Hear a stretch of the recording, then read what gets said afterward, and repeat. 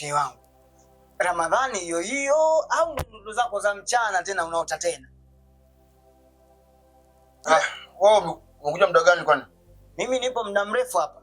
Nimefika hapa sio unaona ndoto zako za mchana. Bidaa hiyo shehe.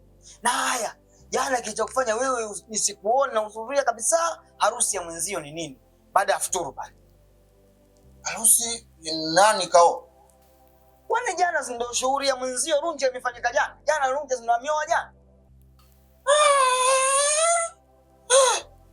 Runje amioa? Jamani Runje. Huyu mwanamke wa juzi yule mkutana naye juzi. Chungu cha tatu mkutana yule mwanamke amioa tayari. Shida sio kukutana naye juzi.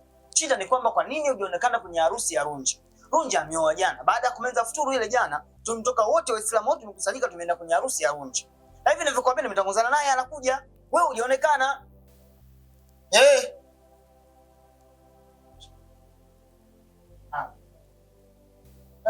Salamu alaykum. Wa alaykum salaam wa rahmatullahi wa barakatuh.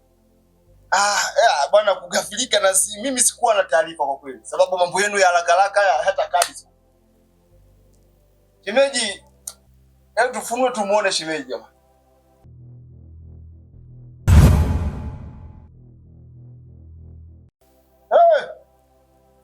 Uni kama artificial intelligence.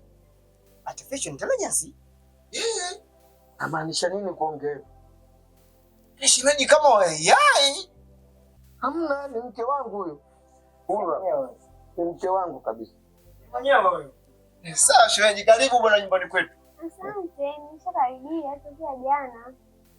Sasa Runje hapo ufunge. Mke umempata ufunge ndugu yangu. Naenda kufunga ndani. Ramadhani. Ramadhani. Naam. Sawa. Haya, niko ndani. Sawa. Okay, sawa. Sikukuelewa. Shehe. Ila na wewe ufunge. Acha ndoto zako za ajabu ajabu shehe. Unaharibu saumu yako. Na mimi nipo kwenye mfungo. Mwema Mungu na kuongeza tena. Kumpata mke mwema upunguze ni kusema. Ni Ramadhani kwetu jambo jema jema.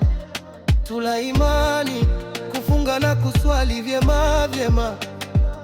Hakuna jambo la heri lisilo na shari ndani yake.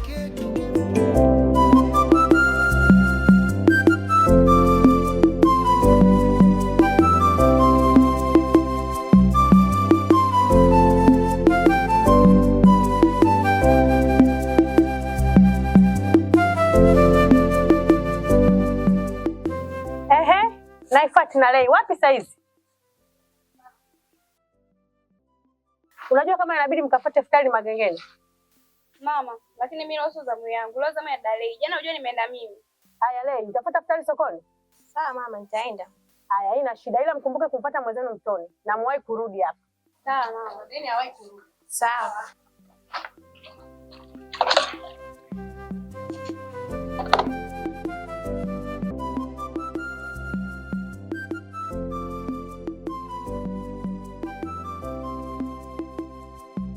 Nai. Si Habibu yule.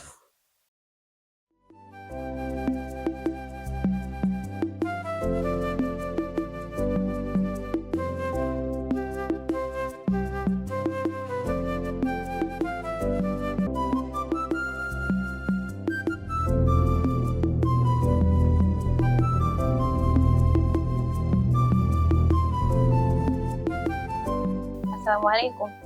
Asalamu wa rahmatullahi wa barakatuh. Mbona wima hiyo? Hamna baba.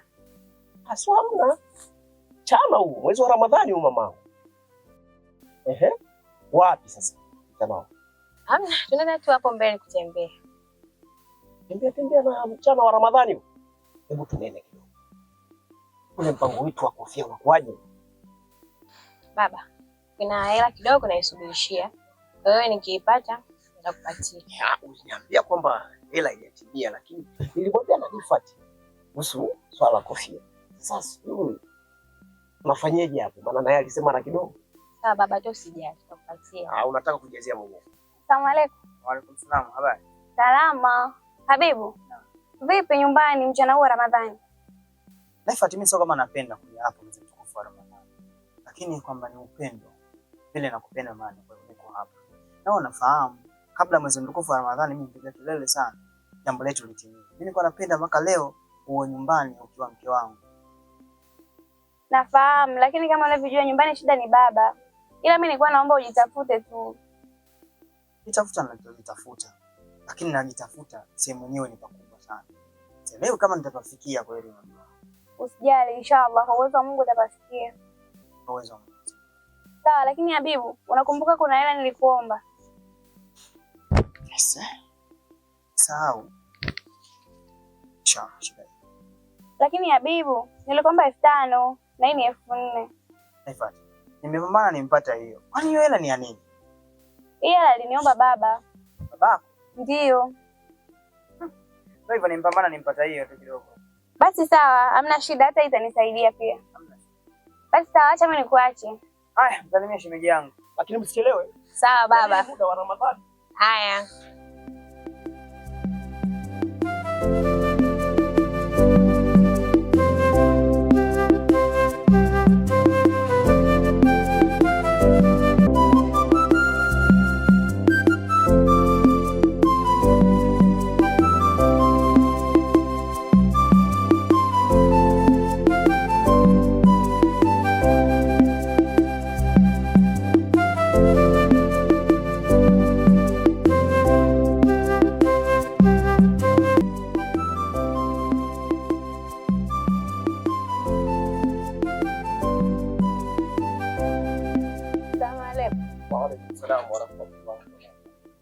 Kabla hujaingia ndani. Na mazungumzo kidogo na wewe. Kuna nini tena mume wangu? Hivi mume wangu unajua kama unamkosea mtoto? Zai kaletewa barua hapa. Kwa nini umeikataa barua ya Zai? Hivi mke wangu wewe wakosa kuzungumzia mambo tena ya Zai? Wewe wakosa kuzungumzia mambo ya barua tena? Barua ameleta haina hata mjazo, haijajaa ile barua ndio maana kairudisha. Haijai utaka ijaaje? Yaani wewe ulitaka barua hii ijai vipi? Sasa kama barua ameleta mimi sijalizika nayo. Yaani nini tena ni mama nini ichukue? Au unazungumza mambo haya mke wangu kwa sababu Zai sio mwanae? Mume wangu unajua unanikosea. Unajua unanikosea. Haya mimi mwenyewe mtoto wangu niliyemzaa Naifati uliikataa barua yake. Haya saa hizi unisemee watoto. Sasa kumbe hapa sasa nimpata jibu, kumbe unajua ni baba wa watoto na nasimamia majukumu yangu vyema kama yalivyo. Kumbe Zai nimemkatalia barua na Naifati nimemkatalia barua. Wakileta barua ambazo azisomeki siwezi kuzichukua. Siwezi kuchukua. Sasa wanaletea barua atakuja asijajaa. Watoto ni mwasomesha hawa, wamesoma. Mimi nachukuaje barua mke wangu? Ila wewe baba wewe. Sawa, lakini uamini tu kwamba mimi ni baba wa watoto hawa. Baba kule sana wewe.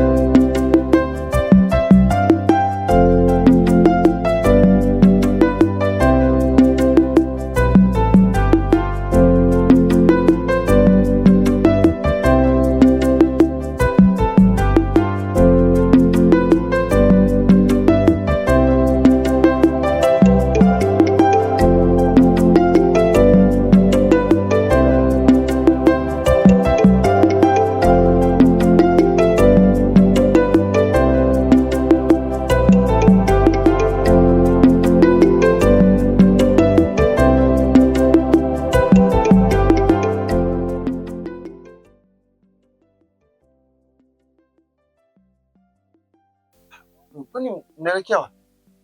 Ninacho hapo mbele kutembea. Oh. Wanajua linaona linawaka sana. Sasa unapotembea mtu jua kama hili na kwa sio kweli. Hamna, tunaenda kutembea tu sio unajua. Oh, niambie. Vipi? Mbona kama hujafunga? Nifunga inasubiri. Funga nimefunga. Unadanganya? Sijadanganya, mimi nimefunga. Mbona iko hii? Nimefunga Ramadhani. Ipo kamili. Unajua usingefunga mimi ndio tutagombana. Mimi nimekutumia zile message, nimekuita hapa kuna mtu anataka tuongee mimi na wewe. Mimi niko na shida. Na shida yangu ni shilingi 5,000. 5? Rehema. Mimi 5,000 mwezi wa Ramadhani kweli lakini? Mimi sio kama napenda kuomba hela au muda wa Ramadhani, lakini shida ni baba yangu. Ni baba yako amefanyaje? Kuna kitu aliniomba. Kwa hiyo kule nyumbani na shilingi 3000, nilikuwa naomba hiyo 5000 ili nifanye nikamuongezea nimpatie kanunue hicho kitu anachokitaka. Sasa ujue Ramadhani na hivi vitu tunavyofanya vinasiri kweli lakini. Au ndo sisi tunaendekeza hisia tu, tunazifuata hisia zinavyotaka lakini hatufuati Ramadhani inavyotaka. Sema na baba yako wewe hapo huyu. Huyu sio bwana, jao. Mtu unakuwa na kaela kako ndo akaako. Wewe hapo. Tena shida. Asante. Unajua leo mimi natamani sana nifanye jambo la hili. Lakini mimi namhofia sana baba yako. Yaani baba yako ananiogopesha kwa kweli. Sababu hapo tu juzi tu barua ya Fikiri imerudishwa. Amerudishiwa barua Fikiri. Sasa hapo mimi hapo najifikiria haya mimi kapoko mimi. Kama tu ile Fikiri tu mhangaikaje amerudishiwa barua yake. Haya mimi.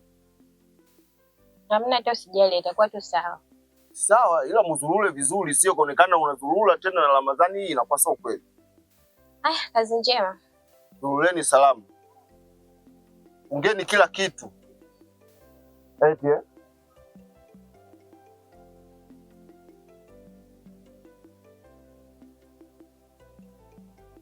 endeleeni safari.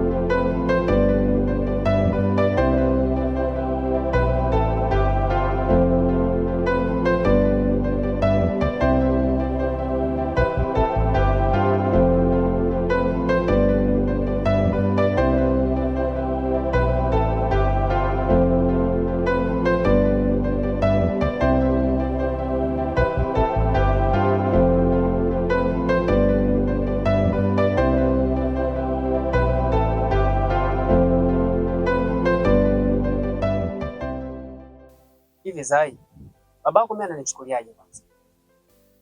Kivipi yani? Habari kwanza, babako ile barua amerudisha. Unasemaje? Unajua hata mmoja namshangaa wewe babako. Mimi napambana mangapi? Lengo kubwa kwamba nikupe wewe barua ili nikuwe uwe mke wangu halali kabisa. Najua hii swaumu sasa hivi ambapo tunafunga, tufunge kihekima, kieri, unaona? Ili Mungu aipokee. Lakini babako amerudisha kabisa ile barua. Hivi ananichukuliaje mimi? Kwanza kwenye hiyo bahasha uliweka shilingi ngapi? Niliweka 100,000. Sasa nashangaa amerudisha. Sasa baba jamani, 100,000 sasa. Au alikuwa anatakaje? Unaona? Unajua mimi hata simuelewi. Yaani simuelewi kabisa, yaani unajua simuelewi. Yaani ujue ndio kwanza nakusikia wewe kwamba eti barua imerudishwa. Ndio nakusikia wewe hapa. Kwanza hiyo hela umeitumia? Hiyo hela mimi sijaitumia kwa nyumbani. Sababu imerudishwa juzi hapa. Basi hiyo hela wewe usiitumie. Usiiguse kabisa. Naenda kuongea na mama. Basi sawa. Wewe nenda. Ila nenda kazungumza naye huyo babako. Ili swala liende kabisa kwenye mstari. Ili tufunge ndoa. Haya mambo yapite kwanza huu mwezi wa Ramadhani. Haya sawa, mimi nimekuelewa.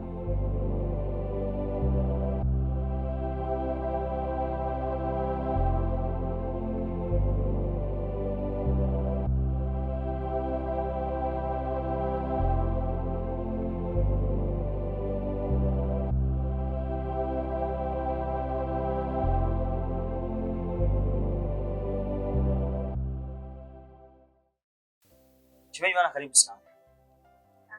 Karibu sana. Shemeji yangu bwana, kwanza samahani sana kwa kusumbua. Shemeji yangu, mimi kwanza nikupongeze kwa kuja kwenye familia hii ya kina Lonje, na karibu sana kwenye familia hii. Sisi ndio mashemeji zako bwana. Karibu sana. Lakini vile vile sijajua kwa nini familia hii inatumia utaratibu kule kwamba anataka kuolewa na olewa tu, hakuna gharama yoyote. Hii ina maana gani? Hamna, ndo tamaduni zetu. Kwani ni kwa wote au ni peke yako? Labda inawezekana ni wewe kwa sababu mwezi mtukufu wa Ramadhani mzee ameona isiwe tabu. Hapana. Mwenyezi Mungu ambariki sana mzee. Lakini vile vile nikukaribisha kwenye familia hii kwa mara nyingine, na jambo ambalo nataka nizungumze na wewe ni hapa shemeji yangu. Lunje ambayo ulikuwa unamfikiria sio Lunje huyu ambaye Lunje anagawanyika mara mbili bila mbona mfikiria. Sijajua kama mtaendana kweli au vipi. Nakuona wewe ni mtu wa dini sana. Kama hivyo unazingatia funga, unafunga, unaheshimu mavazi, unavaa vizuri, lakini vile unaswali. Lunje huyu sio kufunga Ramadhani, sio kuswali. Hivi vitu vyote havizingatii. Ni mtu wa pombe na yeye.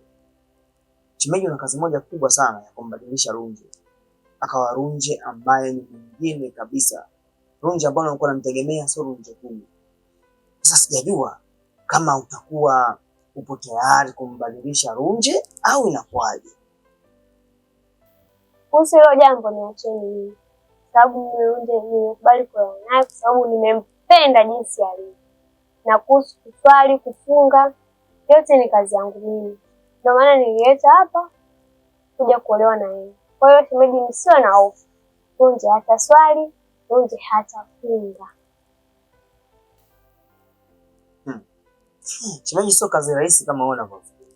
Sababu Lunje ni yetu wa damu kabisa tunafahamu vizuri. Ninahangaika naye kwa miaka mingi sana. Nifanye hivyo vitu vyote. Sio kuswali, sio kufunga. Sasa wewe sijajua. Hamna shemwa, msiwe na wasiwasi. Kwa sababu ni mtoto wa kike, kwa sababu mwanamke bwana ndo inabadilisha watu wengi sana. Inawezekana hivi kawa inawezekana. Lakini kama tutafanyia hivyo tutashukuru sana. Kwa sababu Lunje amekuwa unajua mfano siku ile mnatoka kwenye funga ndoa, alipendeza, mlipendezeana. Alikuwa amevaa kanzu yake nzuri bila kashea.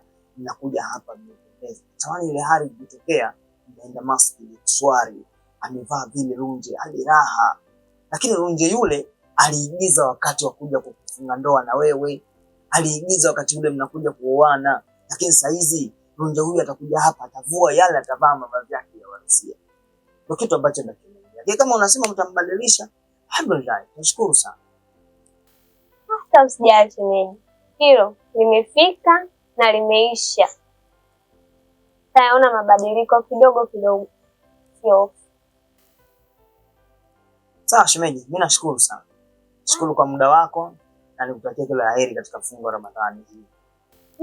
Shemeji nashukuru pia. Sasa ndio nikuache nikaandae kwa maandalizi ya futari. Sawa shemeji, leo najiona kabisa na kutafakari kweli. Nataka nije nifuturu na wewe kule. Nije nifuturu pamoja. Karibu shemeji. Asante sana. Haya, asante shemeji yangu. Haya shemeji. Haya.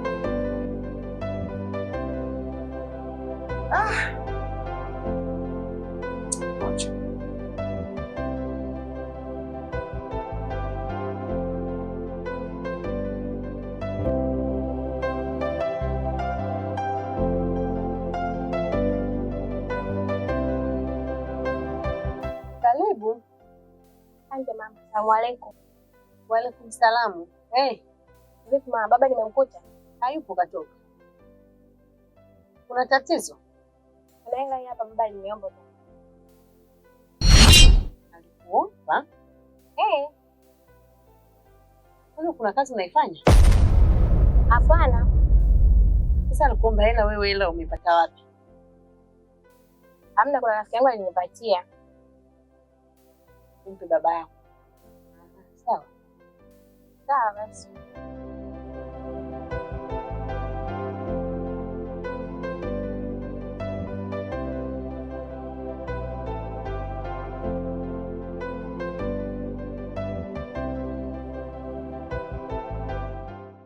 Mke wangu, unapofunga Ramadhani, yani usipende kumwangalia mtu. Yani jiangalie nafsi yako mwenyewe. Ihangaikie nafsi yako mwenyewe. Kwa sababu shehe wangu, mimi nakujua. Miezi yote ya Ramadhani zote zilizopita huwa ufunge. Lakini safari hiyo umefunga. Kweli jambo la kumshukuru Mwenyezi Mungu. unavyofunga usio unapenda kumwangalia mtu, jihangaikie mwenyewe kwenye nafsi yako. Sasa shehe, mimi ni zumuni au lengo langu kubwa la kukuita hapa karibia na nyumbani na jambo. Ujue katika mwezi huu mtukufu wa Ramadhani, mimi naona kabisa, yani najiona kabisa kwamba moyo wangu una hofu na Mwenyezi Mungu Subhanahu wa Ta'ala. Yani nina hofu kabisa na Mwenyezi Mungu. Pia nikaona nafasi hii kipindi hichi najitafuta, basi nichukue wasaa huu nitafute mtu ambaye anaweza akasimamia jambo langu. Kwa namna nilivyokuona wewe shehe wangu na jinsi ninavyokuona ubusara ulizokuwa nazo, basi wewe una uwezo wa kusuluhisha jambo. Hata kama ikatokea mtafaruku kati ya baina ya mtu na mtu, basi wewe unaweza kukaa katikati yetu. Mimi nataka nioe. Nataka nioe hapa, najitafuta tu vitu vitatu ili nipate kupeleka barua sehemu. Ila nikamwona mtu sahihi ambaye anaweza akasimamia katika hilo jambo, ni wewe shehe wangu. Mimi nataka uwe mshinda wangu. Binti gani na familia gani? Safi, vizuri. Binti mwenyewe ni anaitwa Rehema, Bi Rehema, na familia ya huyu mzee Msatu. Wa pale chini, mzee Msatu wa pale chini, nyumbani kwake kuna geti jeusi. Nyumba yao mpaka hapo chini.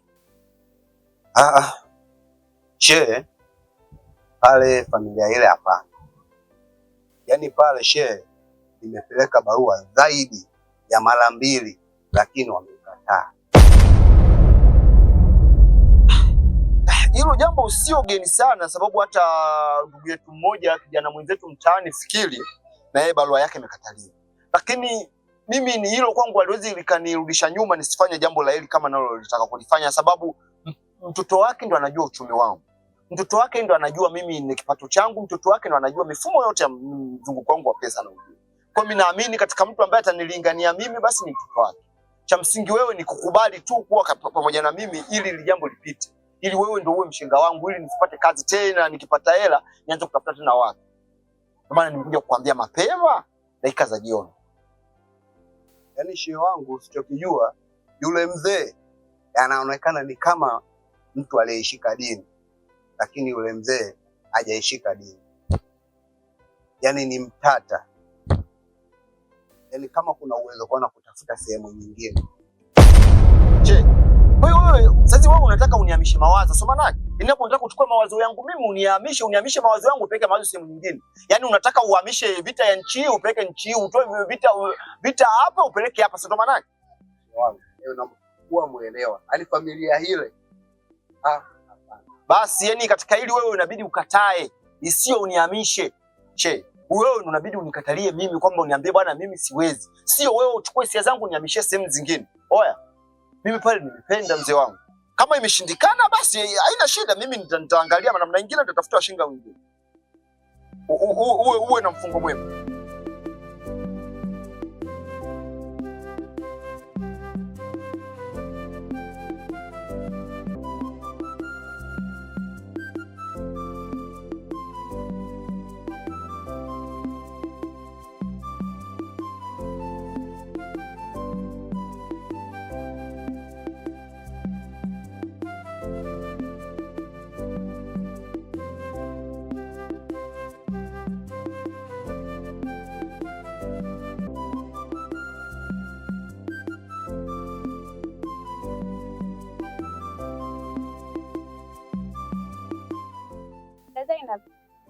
Zainab wewe. Vipi? Mbona kwenye dimba la mawazo? Una shida gani? Amina. Hivi jamani, niko naye afanya baba jamani, naelewa. Sasa, haya mambo anayofanya baba, hamna mtu yote ambaye anapendezwa nayo. Kwa hiyo haya mambo anayofanya baba ndio anakufanya wewe kwenye mawazo. Yaani mimi baba ananikosea sana. Ananikosea sana. Ni kweli sisi wote anatukosea, lakini upasi kuwa kwenye dimba la mawazo hivyo. Sikia Zaini kwanza. Mimi nakupa ushauri. Wewe hapo cha kufanya, unajia kwa nina baba. Maana mtaa mzima hakuna mtu asiyejua kama wewe baba yako yule. Hapo cha kufanya ongea na baba ili fanye nini utusaidie na sisi. Maana wanaume zetu hata nyumbani tu wanashindwa kuja kwa sababu ya tabia za baba. Aya, sawa. Basi sawa dada Zainab, uko kwenye mawazo sawa? Sawa. Aya, kwa.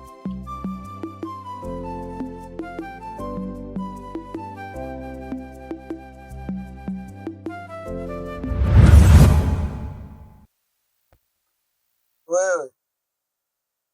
Mimi muda wote nakuita kule nyuma.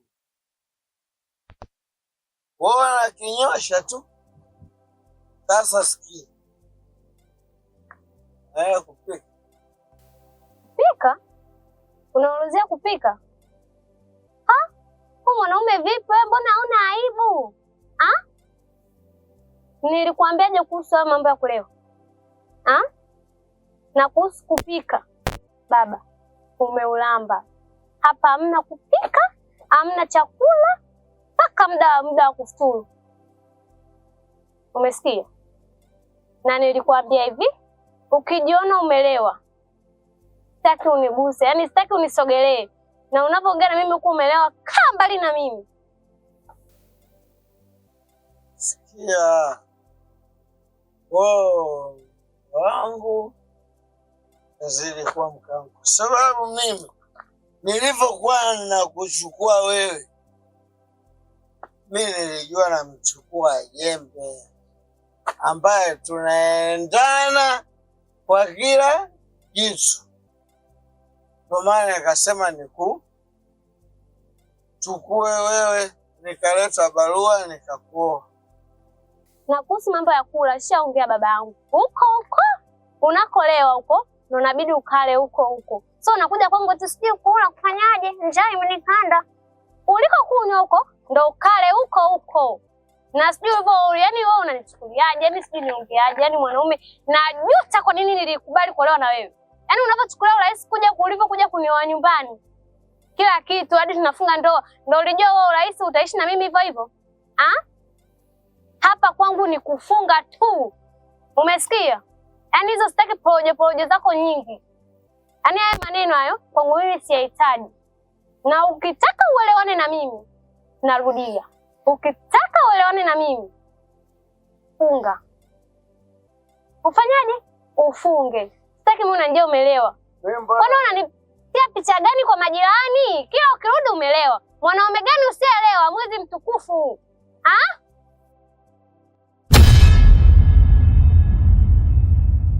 Wewe mke wangu,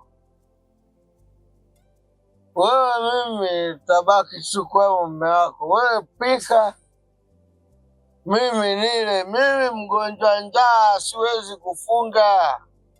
Na pombe mimi nakula kama maisha yangu yanavyohitaji. Umesikia?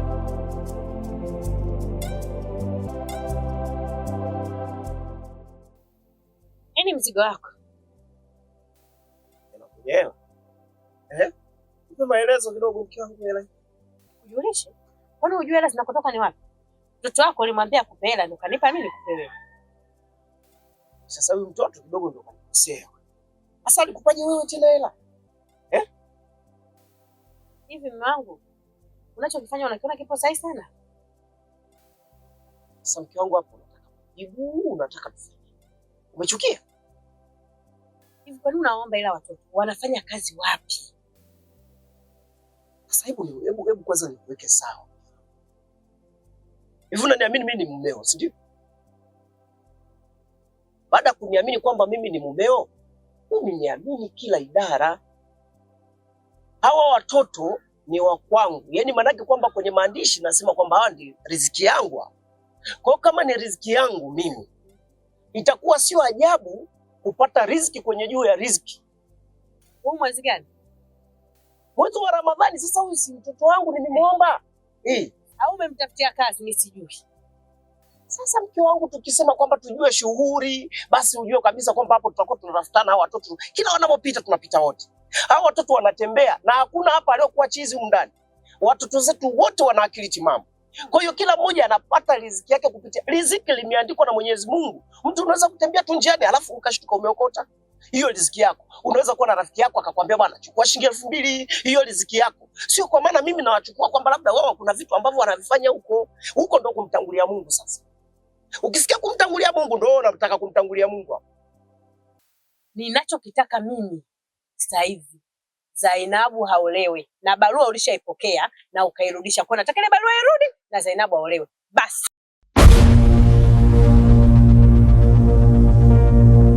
Ibada, ibada, ibada, mama. Ibada, ibada, ibada. Hilo sio tatizo, na mimi nimeshawaambia kwamba makuburi kabisa Mwenyezi Mungu apokee dua yako unayoiomba. Zainabu akaolewe, lakini ninahitaji wafike wale. Inaenea ndani. Nimecheka kama nimekuchekea mambo yako unayoyafanya. Yaani nimechoka kwa tabia zako. Lakini Ibilisi akasema kwamba mwenye kucheka kicheko ambacho sicho cha kweli uingie katika moto. Mke wangu mimi nakunusuru. Wewe ni mke wangu. Usipende kucheka ukasema nimecheka tu kicheko cha kupita. Cheka kicheko kinachotoka katika moyo. Yaani wanangu wangepata baba bora. Wana baba lakini sio baba bora.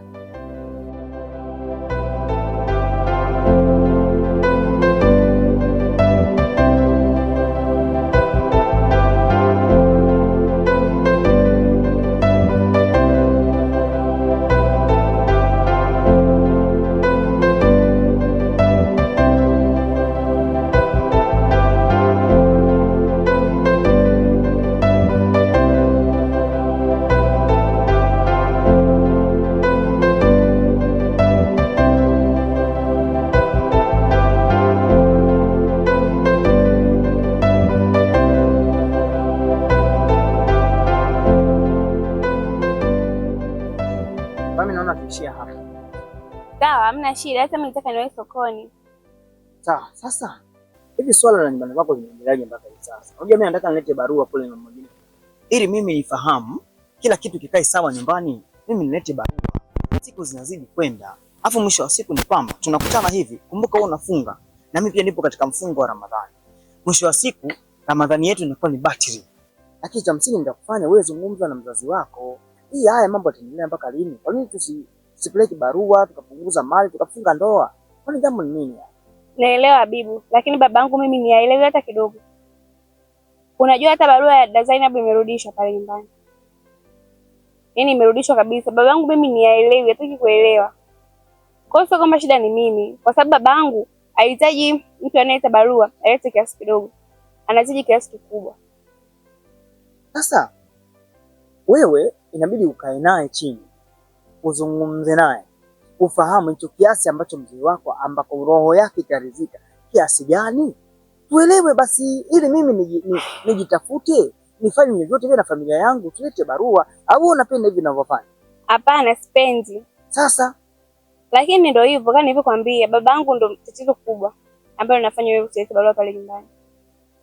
Labda ufanye kitu kimoja, umfuate Chulungo ukamuulize, je, barua ya Zainabu pale nyumbani ileta shilingi ngapi?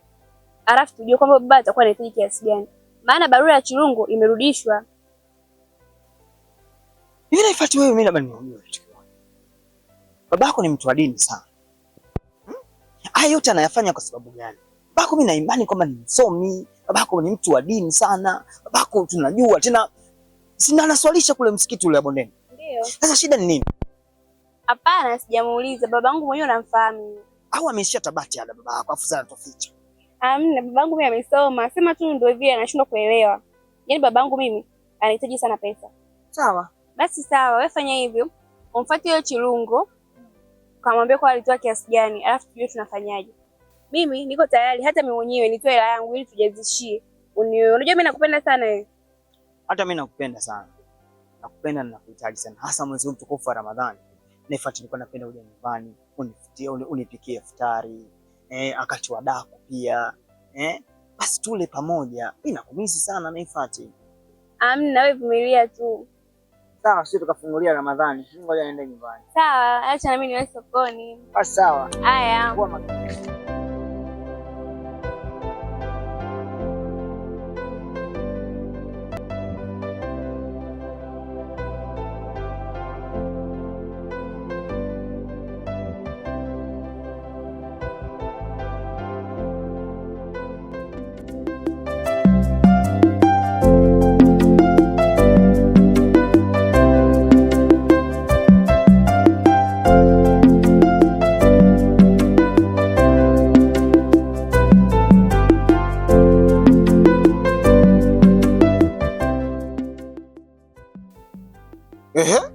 Kulikoni? Mbona tunaitana mchana wote wa Ramadhani kama hivi tunaitana kulikoni? Na nini? Na nini hasa? Mbona nipanikia sana? Vipi? Mbona sikuelewi? Sasa wewe mwezi wa Ramadhani, yani mtu tukiamua tufunge basi tufunge. Sasa inaonekana ninafunga, tunaitana tena tunaitana nini? Unamkaripia nani wewe? Akati mimi ndio nilikuwa nakushauri ufunge hiyo Ramadhani, afu sasa hivi unanikaripia. Unacheka nini? Au unapenda mimi ninavyoongeongea hivi, ninavyolalamika unapenda eh? Hata kama unanielekeza wewe, lakini sio ndo haipasi tunaitana Ramadhani tunakuwa tunaikosea. Yaani unaona vipi? Au wewe unataka iwe tuiharibu Ramadhani wakati wewe ndio umehamasisha tufunge mwezi wa Ramadhani. Mimi nikasema sawa kwa sababu mpenzi wangu umesema tunafunga. Wewe tena unataka uharibu Ramadhani, si ndo maana yake? Sasa nikwambie kitu. Mimi sio kama napenda iwe hivi. Shida baba yangu. Baba yangu akifanya mambo yote yawe sawa. Isingekuwa natokea hivi. Toka napenda nikukosea, mimi sipendi nikukosea. Unazingua, yani wao wewe, yani kuna namna unazingua. Yani hapa Ramadhani tunaikosea. Yani mwezi wa Ramadhani sio mwezi, yani hauruhusiwi kuonana na mpenzi wako. Mwezi wa Ramadhani hauruhusiwi kuongea na mpenzi wako sababu hapa tunatengeneza matamanio. Mimi ninapokutazama kuna vitu vinajijampu, mimi ninapokutazama kuna vitu vinainuka, mimi ninapokutazama kuna vitu vinaenda speed, vingine vinashuka. Tunakosea mwezi wa Ramadhani. Kama tumeamua kufunga basi tufunge. Kisionekana tunauheshimu Ramadhani tunazini mbele ya Shabani. Hilo kosa. Na mimi sio kwamba nisipendi. Wewe ndio mwenye mamlaka wa kuweza kuniambia mimi kwamba inabidi nikuletee barua. Mamlaka unayo wewe. Mimi nilikuelekeza kwamba bwana mimi nahitaji nikuoe. Wewe ndio ukaniambia kusubiri baba, subiri ufanyaje, subiri kufanyaje. Ndio tusubiri. Tusio tunasumbuana. Kama unataka ongea na wazazi wako, mimi nikuletee barua, uje nyumbani ndio wewe unaniona muda wote. Unavyotaka wewe. Mimi niko serious na hii Ramadhani, nikwambie tu kweli. Basi nimeshakuona, roho yangu imeridhika. Umezingua Ramadhani hii, Ramadhani inauma. Yaani Ramadhani hivi unakuwa tunaikosea. Inaonekana jioni sisi tunafuturu tu bure bwana. Basi sawa, kama hivyo nenda. Nenda. Hapa kufukuza sio mimi, inakufukuza Saumu. Saumu ndio inakufukuza wewe. Wewe Ramadhani uheshimu wewe.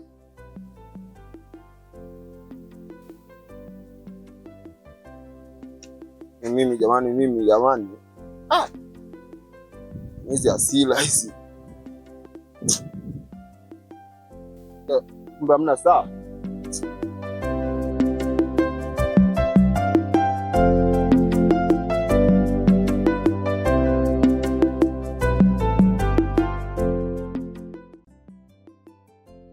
Baba, kuja hapa nimekuletea ile pesa ambayo uliniomba.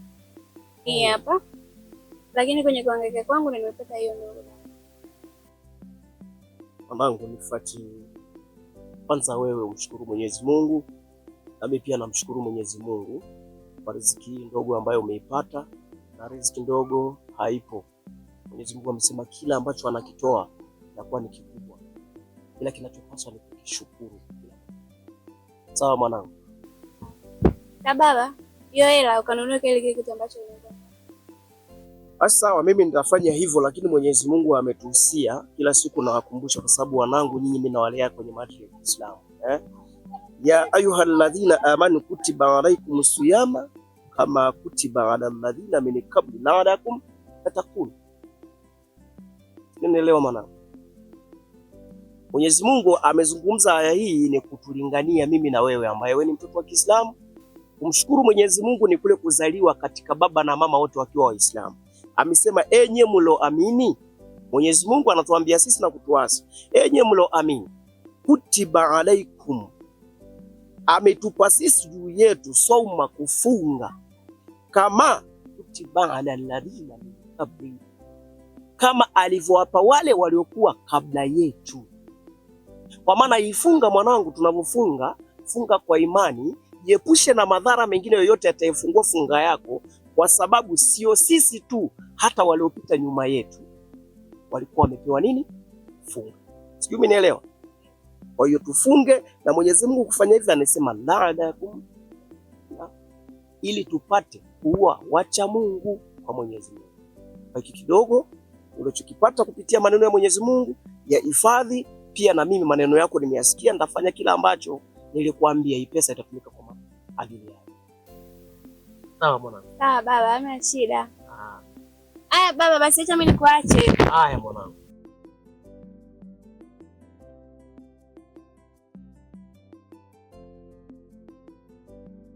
ayyama ma'dudati faman kana minkum maridan au ala ayyama ma'dudati faman kana minkum maridan au ala safar fa'idatu min Baba za saizi. Safi za saizi mwana. Salama. Lakini kwa sija kuona ulikwenda wapi? Nilikuwa nimelala ndani. Sasa nafunga hii mama na kulala inakuwaje? Ana mwezi wa Ramadhani utakiwa kulala kwa muda mwingi hivyo. Tatizo nini? Yaani baba, nimelala ila sio kwamba nina amani. Hapana. Kwa nini mwanangu usiwe na amani zaidi? Sasa baba, kwa nini umerudisha barua ya yule kijana?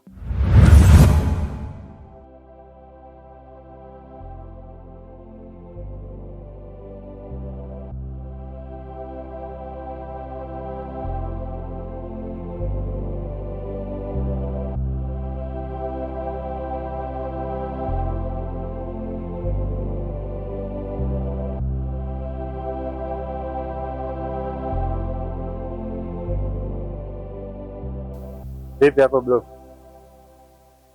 Bro. Vipi hapo bro?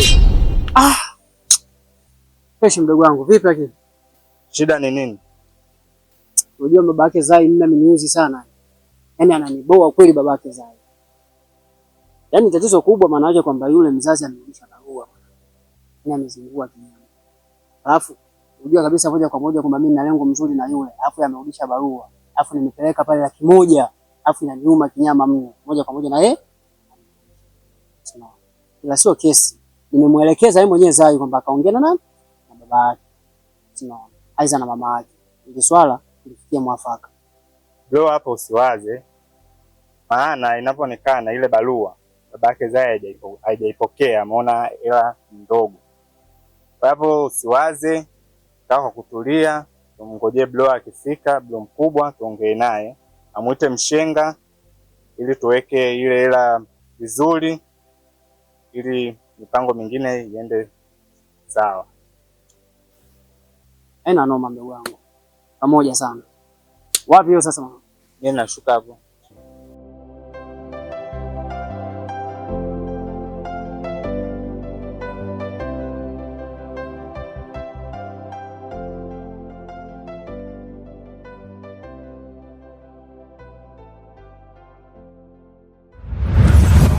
Mwanangu, jiamini kama wewe ni binadamu na pia Mwenyezi Mungu alikuleta kwa makusudi yake. Alikuumba wewe ukaitwa jina lako Zai. Sio kwa kupenda kwako, ni kwa maandishi ya Allah. Mimi sijakataa ile barua kwamba namchukia yule mume. Sijaacha kuipokea ile barua ni kwa sababu ya wewe mwanangu na kuchukia. Ila nimefanya hivi ni kwa sababu ya kutafuta thamani tu. Unasikia mambo mengi sana katika hii dunia. Wapo wabena, wapo wenzetu huko hawamuoi binti bila kupeleka mifugo, ng'ombe mpaka 50, 25. Wale sio kwa maana wanabadilishana vile viumbe pamoja na yule kiumbe kwamba ndo wanapeana fidia. Hapana. Wanatafuta thamani ya yule mtoto anavyokwenda kuolewa, kule ipatikane thamani, yule mtoto haheshimike. Mimi wanavyoniletea hizi pesa zinakuwa hazikizi katika heshima yako wewe Zai kwenda kwa yule mume. Utakwenda kuonekana kama mimi nilishindwa kukulea wewe. Hakuna mtoto ambaye nimemkosa kwamba labda saizi ameshafikia upewa kwamba nimuacha kaishi. Bado ninajimudu na walisha. Ninajimudu kuishi na nyinyi. Na watunzeni katika maadili mema. Sijakataa kwa sababu nawachukia. Kuwa na imani. Endapo watakuwa bado wanakukumbuka wewe, yule mwanaume bado anakupenda, kile nilichowaambia waongeza sio kikubwa, watakiongeza na watakuja tena. Lakini baba, hata maandiko yenyewe tu yanakataa hivyo. Kijana wa watu kajikakamua kwa hali na mali ili tu akamilishe hili jambo, wewe unaikataa barua yake juu juu. Ukizungumzia swala la kwamba pengine labda kwamba mimi yeye amejikakamua sijui nini, hata dini haitaki hivyo. Tukienda kwenye dini atakuwa marefu zaidi, tena hayataisha. Na hili utaonekana bado unanikosea. Yaani kwenye dini hapa tukipaache tu kwenye dini. Na kama unanisikiliza na kuniamini, insha Allah Mwenyezi Mungu atasimama kwa hili, atakuja kwa nguvu za Allah. Sawa mwanangu? amesema ayama maadudati famanikana minikumu maridhwa. Wewe umeniambia kwamba umilala, nimekwambia hiyo funga utaharibu. Hapa Mwenyezi Mungu ametuhusia ayama maadudati, ametupa siku chache tu za funga tunazofunga. Yaani hizi siku 30 endapo tungejua maana ya funga ni ndogo mno. Kwa hiyo usijichoshe na usichoke. Ondoa kwenye mawazo yatakuharibia katika funga. Lakini anasema famanikana minikumu maridhwa, ila yule ambaye atakuwa katika maradhi, basi hizi siku hizi ambazo ametupa yeye anawezekana akazifungua. Kwa hiyo wewe ni mzima, usipende kulala mpaka wakati ukapita kwa sababu ya jambo hili ambalo umeniambia. Sawa mwanangu? Nenda kapumzika.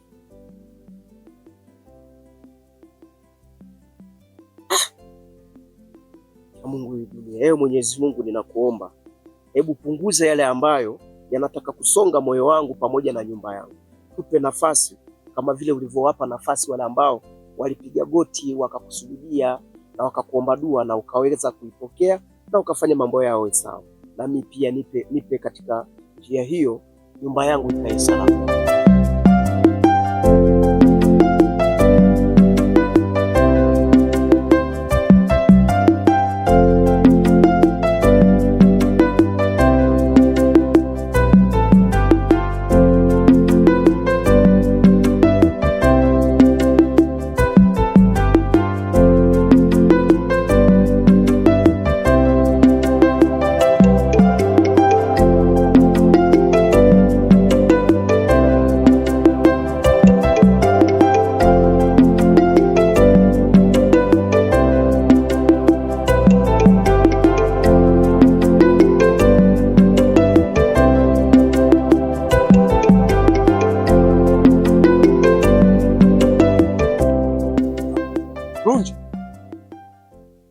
Wewe saizi jua kama hili ndugu yangu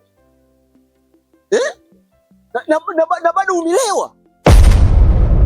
Yaani mimi akili yangu ilikuwa inanituma kabisa mwenzangu, ulipoweza kubahatika kufanya hii nusu ya dini, wenda basi utakuwa una akili ya kufikiria, utaanza kufunga hii Ramadhani, mwezi mtukufu wa Ramadhani, umepata mwanamke mzuri, lakini bado unaita mambo ya kitoto ndugu yangu.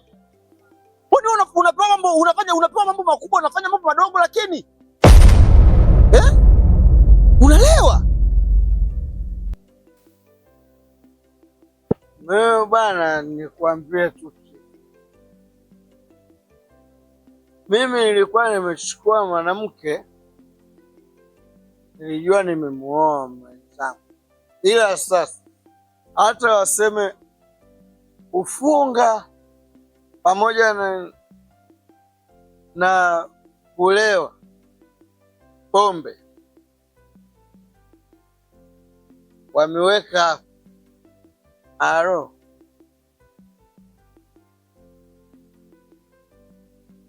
mimi nachagua pombe. Au sio? Kwa hiyo wewe unataka kuniambia hata ndoa yako haina thamani juu ya pombe? Ndoa haina thamani juu ya pombe? Lunje, kuwa ndugu yangu, badilika. Yaani kuna mwezi wa kufanya upumbavu, sio mwezi huu lakini.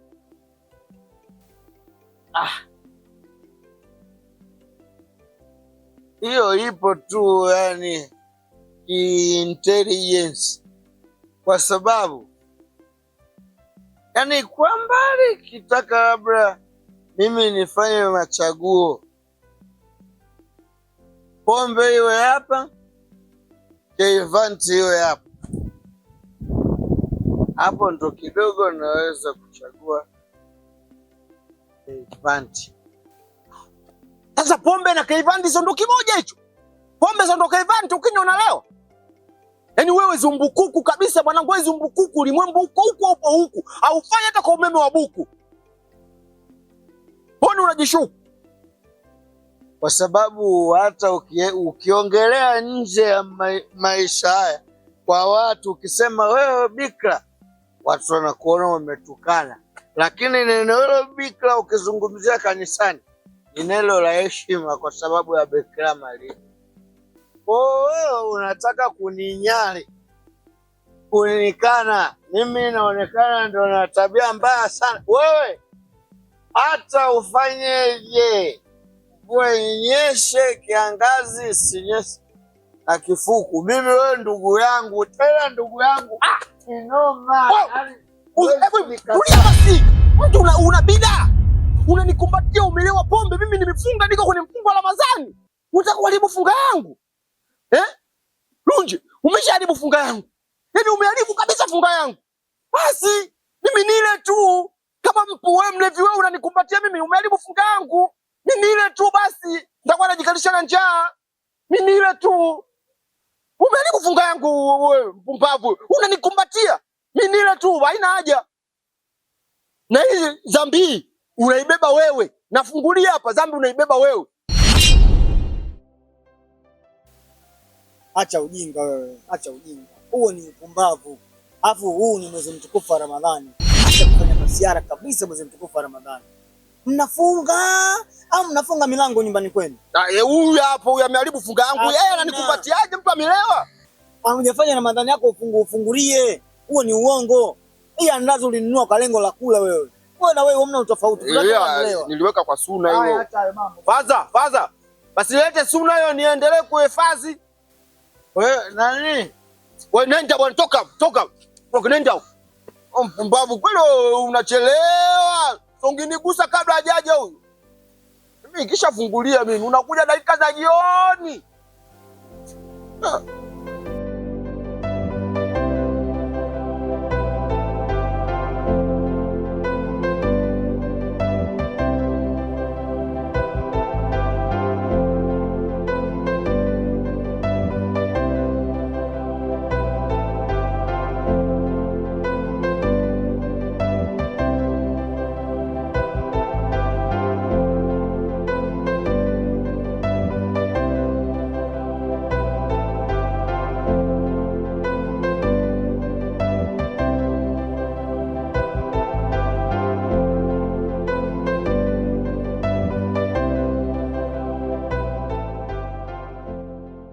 Salumu, unajua nini?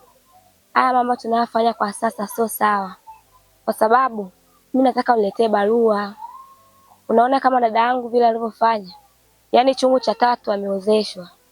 Alafu wewe ni fundi sana, ni hodari kupeleka barua kwa watu. Naomba na mimi niletee barua. Leo mke wangu ndo shaka. Sababu mimi ni fundi sana, ni hodari pia kupeleka barua kwa watu. Kwa hiyo nitajitahidi nilete barua. Kabla mambo hajaharibika na kwa barua nisharika. Sawa, fanya hivyo kabla baba hajashtukia. Akishtukia itakuwa shida sana. Sawa, haina shida. Kuhusu barua wewe ndo shaka kabisa. Sababu pia ni jambo la furaha, hata mimi ndakuwa kwenye uhuru. Nafika kwenu nakaa ndafurahi kwa sababu barua ndakuwa nishajua. Hata mimi nafurahi pia. Sawa, safari njema. Haya, nawe pia. Sawa, shukrani salama. Haya.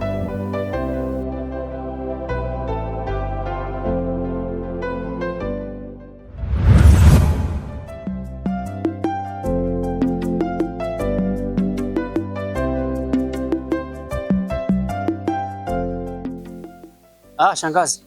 Naona ulikuwa unatoka hapa. Natoka mara moja. Shangazi, ile swala langu umeshamfikishia yule blazi? Hivi Chilungo, kwa nini unapenda kuling'aniza hili swala?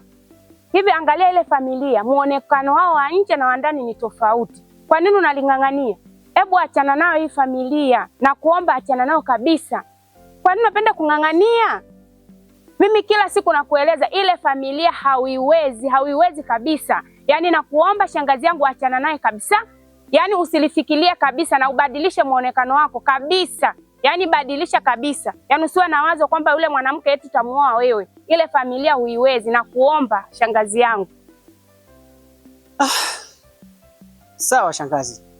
Nitakuelewa, lakini hata hivyo itakuwa vigumu sana. Kwa sababu ile familia nataka niungane nayo. Yule binti nimempenda sana, tena nimempenda zaidi. Natumaini kwamba ameikataa ile 100,000. Sawa, lakini nikiongeza 50,000, aiza 100,000. Hawezi kuchomoa, tena hawezi kukataa kabisa yule mzee. Kwa maana mimi nalikazia sana hilo swala kwamba wewe ongea na blaza, ukiopo na wewe. Kila kitu kitakaa mahali pake.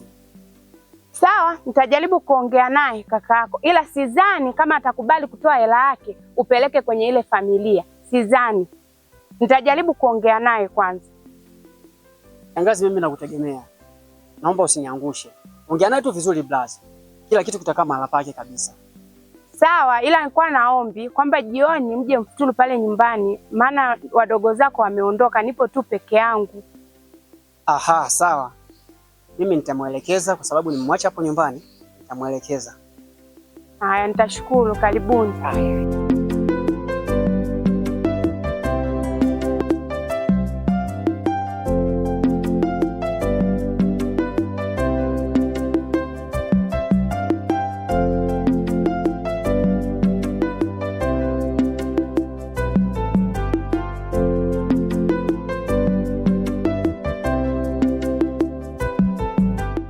Asalamu alaykum. Wa alaykum salaam wa rahmatullahi wa barakatuh. Alhamdulillah rabbil alamin. Bwana umependeza sana shehe wangu. Umependeza. Unajua shehe wangu leo umependeza sana. Yaani umependeza. Mimi namsifu sana huyu mwanamke. Kuna baadhi ya vitu ambavyo ameanza kuvifanya kwako vinaonekana. Huyu ndo Lunja ambaye sisi tulikuwa tunamhitaji. Shehe Lunja umebadilika. Umependeza, mavazi mashallah. Hakika huu ni mwezi mtukufu wa Ramadhani. Huyu shemeji alistahili kuwepo kwenye maisha yako muda mrefu sana. Tunahisi au mimi najua kama amechelewa kuja. Yaani wewe hapo sema tu shekhe, wewe ujui. Bwana Habibu. Tatizo hujajua lilikoanzia. Mimi nimefika hapa ndani. Nimeingia ndani ili nivae nguo zangu za siku zote. Niende zangu nikanywe pombe. Nafika huko ndani nakuta mke wangu kachukua kanzu na baraka shekhe kaweka kwenye kitanda, nguo zote kaloweka maji. Na akiba yangu, kwa mbaya zaidi, akiba yangu ya pesa kaondoka nayo. Yaani hapa ndo naenda kumtafuta ili anipe pesa nikanywe pombe. Yaani nipate hata kichungu kimoja tu. Yaani hapa na rosto balaa.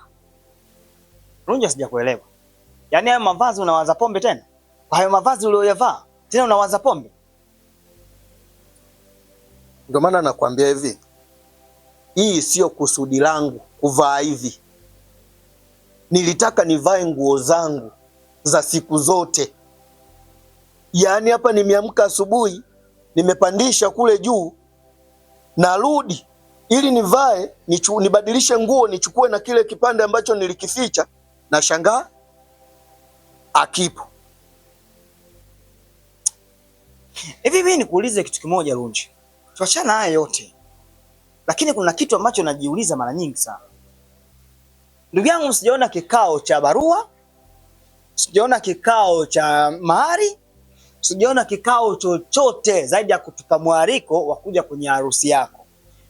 Sijaelewa ndugu yangu, wewe kuna kazi unafanya ambayo inakuingizia 10,000 kwa siku, au ulienda kuingia kwenye mkopo wa mabena, au umeingia vikoba, au umekuaje ukapata fedha ambayo ukapeleka barua mali mpaka ukaoa? Yaani sijaelewa. Sasa kwenye hilo labda utafute siku, utafute muda mzuri nikuhadisie maajabu ya Mwenyezi Mungu Subhanahu wa Ta'ala. Yaani Mwenyezi Mungu akitaka wewe kitu upate, ni riziki yako wewe imepangwa, unapata. Wewe tafuta tu muda mzuri wa kutosha nikuhadisie maajabu ya Mwenyezi Mungu kwa namna alivyonifanyia mimi. Unapomtaja Subhanahu wa Ta'ala na pombe ulioitaja mara ya kwanza, sema astaghfirullah mara 3. Yaani namna ambavyo umetaja jina la Mwenyezi Mungu lakini tayari mwili wako wote umejawa na nini? Na pombe. Kuanzia kwenye kinywa chako mpaka kanzu yenyewe inakukataa, kwa sababu hapo ulipo unataja pombe, umevaa barakashia vizuri, umevaa kanzu vizuri, alafu unatoka hapo sio kunaambia unaenda kilabuni hivyo hivyo. Sasa sikia. Mimi ngoja kwanza nikamtafuta. Kama nilivyokuambia, tafuta nini? Muda nikuhadisie. Ila kwa saizi naenda kwanza kumtafuta mke wangu. Yaani amenifanyia kitu kibaya, wewe tafuta tu muda. Wewe nani Shamsa? Badilisha kwanza Lunja kwanza. Aje katika imani. Huu mwezi mtukufu wa Ramadhani. Mbona sisi tunafunga vizuri? Kampata mwanamke mzuri, mtiifu, anamjali mume wake, anavaa vizuri, mtoto wa Kiislamu.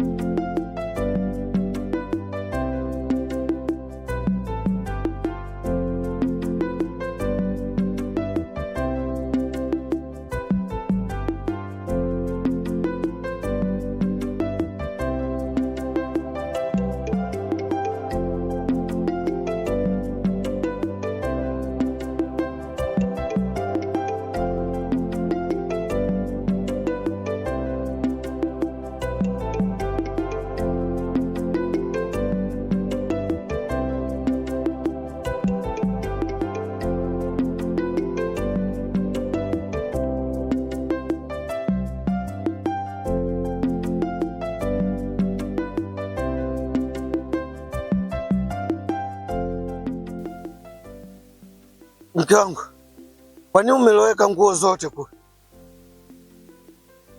Nini mume wangu? Unajua hivyo mpendeza. Nimeloweka zile kwa sababu leo nahitaji uvae hivyo, mume wangu ufunge. Unajua mpendeza. Afu sana tu. Wao ni waje kusifia mtaani kote hivyo pita pita. Hadi watu leo usikutu wameshashangaa. Sio mavazi yako. Sio kwamba tatizo ni nani huku niulowekea nguo. Kuna hela niliweka pale, hela ya akiba yangu mimi mwenyewe siioni. Hela iko wapi? Hela nimbeba nayo. Nipatie. Nikupe mimi, nikupe wewe. Sio baadaye unipe mimi hela, nikupe mimi wewe. Mimi hela sikupi. Sasa hiyo hela si akiba yangu mimi mwenyewe, ukiachana na hela matumizi, hiyo hela si akiba yangu mimi mwenyewe.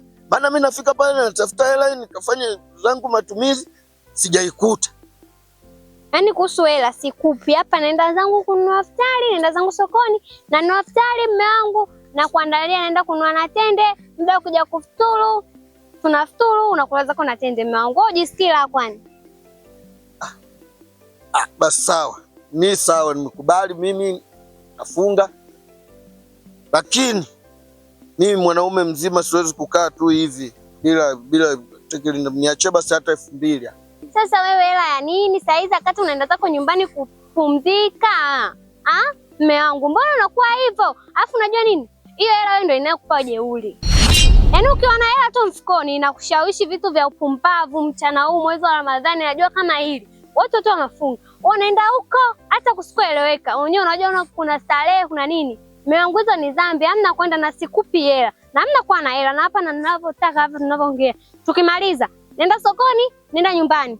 Kama unaona jiona mpake kawashi TV, angalia nikirudi sokoni. Tutapiga story mida iende. Sasa wewe, yani mimi hapa sasa hivi kuna dili, yani nataka niende kwenye madili huku, kuna jamaa ana dili, basi nataka unipe hiyo 2000 hiyo, yani ya bodaboda.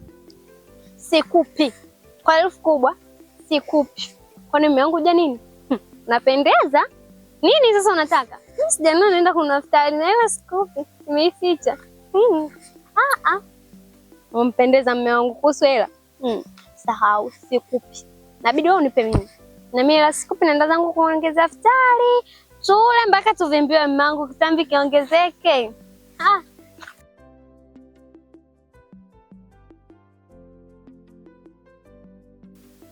Wewe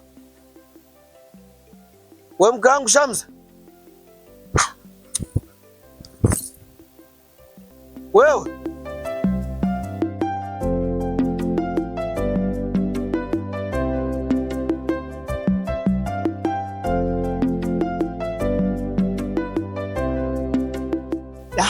Chenga, kwanza samahani sana kwa kusimamisha hapa.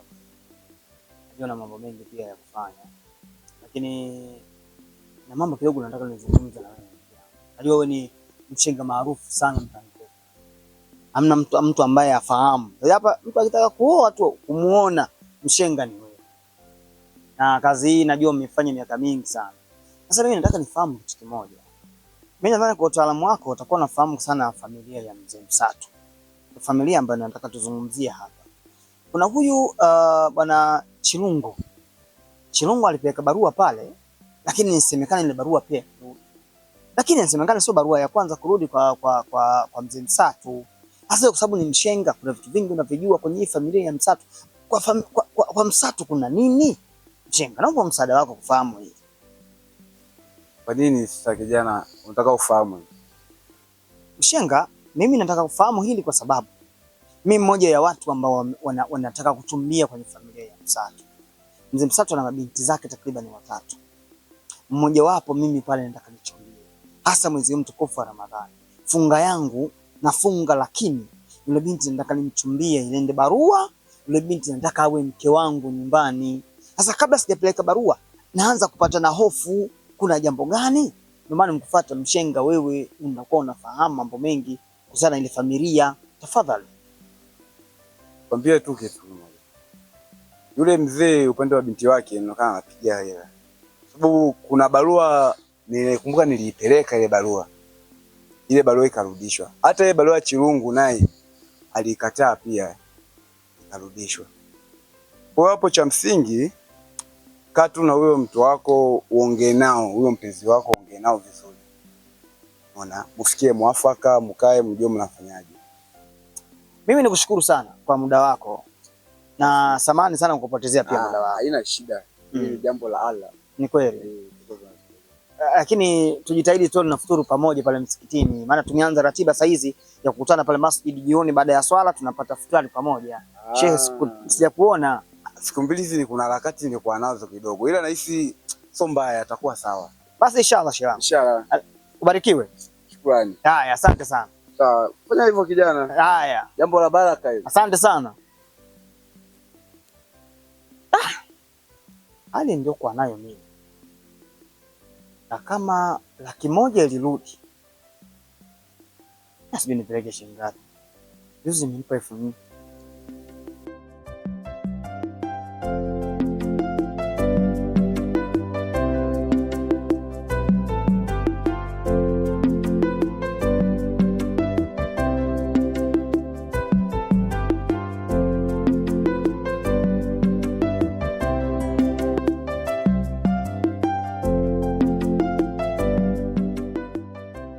She, Niambi. Nakwambia hivi, nilikuwa hapa nafika nyumbani kwako. Yaani hapa unavyoniona, kuna mtoto wangu yule alikuwa ameenda shuleni. Sasa walienda mashineni kwa ajili ya kwenda kukoboa mahindi ya kula kande watoto pale. Naelewa? Sasa kwa bahati mbaya mpira ule ukamnasa mtoto wangu, yale magauni sijui masketi yote yamechanika. Sasa hapa nimekata kitambaa, nimepeleka wapi? Kwa fundi hela ya kugombolea tu ili mtoto wangu kesho aende shule. Kwa hiyo mimi nilikuwa nahitaji unikopeshe kama shilingi 5,000 tu. 5,000 tu mimi kesho na kulipa. Shilingi 5,000 tu. Hapo kisiki matatizo, hayo ndo matatizo halo. Yaani mimi bwana uko saizi pale siwezi kukupatia wewe 5,000. Mimi nakupatia, yani nitakupatia, yani mimi nikagomboe tu nguo za mtoto zile. Yaani nikwambie kitu. Yaani mimi 5,000 sikupati, maana kabla kukutana na wewe nimekutana na shemeji. Nilipokutana na shemeji amenieleza kila kitu. Hata mavazi amekukabidhi uvae, yaani umeenda kumsasa mbulana mbele za watu huko. Kwanza ulivyo nogo umependeza. Alafu unatoka unaenda kumsasa mbu, yaani chokote huko. Unadai kwamba mtoto anasumbu, kumbe unataka hela vichungu. Mimi nakuelewa. Na kutambu kweli. Labda tuje na gini nyingine, maana kama hii hapa nilishikutana na shemeji tumemaliza. Sasa naona unakutana eje na wewe na mke wangu na wewe bwana wewe. Yaani mimi nimefanya harakati zangu za kupita kuhangaika huko. Nimepitana mtaani huko nimekutana na shemeji anaenda zake sokoni. Ananiambia nimekutana na jamaa yako hapo. Na ametoka hapa amenichambulana njiani hapo. Nikamuuliza matatizo nini shemeji? Mbona blaza safi? Akasema si hela nimechukua hela ya akiba na nimemkabidhi kanzu na baraka shehe, na kweli nimekuona umependeza. Ameniambia umemsoga zoga kweli na hela kunani ya kunywa vichungu. Hiyo 5,000 unanipa au nipa? Hela sikupatia roda. Yaani na kanzu umependeza kweli, alafu mambo nayefanya ovyo.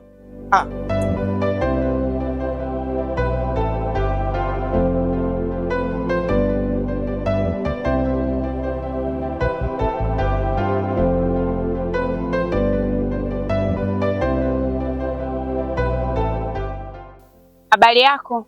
Salama, karibu. Asante, nilikuwa na shida kuonana na Zai. Hapana, Zai hayupo. Alafu wewe ndo shangazi yake Chilungo? Ndiyo, ni mimi. Alafu nyinyi mabinti, kwa nini hamtambui uwezo wa waume zenu? Kwa ninavyotambua mimi kama mwanamke lazima ujue uwezo au kipato cha mume wako. Lakini mimi ninachoshangaa mzazi wako hatambui hilo. Barua zinaletwa anarudisha, zinaletwa anarudisha. Kwa nini alitambui hilo? Naomba kama hilo unaweza ukanisaidia. Hapana. Sisi tunatambua uwezo wa wanaume wetu. Lakini kwa hiyo ulikuja hapa kuongea na Zai kwa ajili ya hilo swala? Ndio. Hapana, hiyo itakuwa ngumu. Ni ili wewe utoke hapa, yani utafute muda wako mzuri, umtafute baba yetu sisi ndio uongee naye kuliko kuongea na Zai. Maana hata kama ukisema mtafute Zai na uongee naye, utakuwa sasa sana hamna chochote kile ambacho tutakuwa tumefanya. Sawa, nimekuelewa. Nitakuja niongee naye. Kwanza Zai mwenyewe yuko wapi? Zai hayupo. Leo tumealikwa na shehe mmoja hivi anaitwa Shehe Kipara, huwa anafutulisha. Kwa hiyo tumealikwa wote, tunaenda huko kwa ajili ya kwenda kufuturu. Haya basi sawa, nitakuja niongee na baba basi. Fanya hivyo, tusaidie na sisi uwe njia ya kumfanya baba yetu awe muelewa. Sawa, basi haya. Basi sawa, karibu tena. Haya. Haya.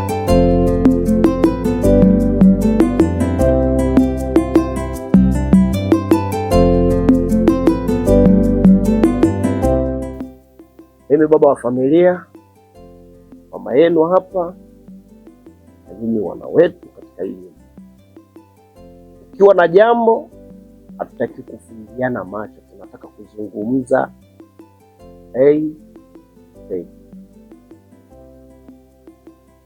Kati yenu hapo nataka adiseme ni nani ambaye leo katika hii nyumba amekosea. Sitaki kunikalia kimya. Nazungumza kama baba yenu. Na kupewa nafasi hii sio kwa maana niliomba mimi, Mungu ndo alinipa nyinyi. Inawezekana hata wengine mnaona nje wangezaliwa kwenye mgongo wangu mimi wakaniita baba, lakini nimewapateni nyinyi. Kati yenu nyinyi watatu hapo, ni nani amekosea kwenye hii nyumba?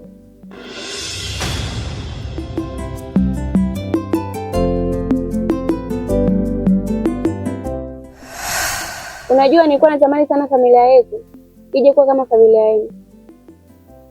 Yaani familia yenu nyinyi wanasikiliza mawazo yenu na mawazo ya kila mtu pale nyumbani.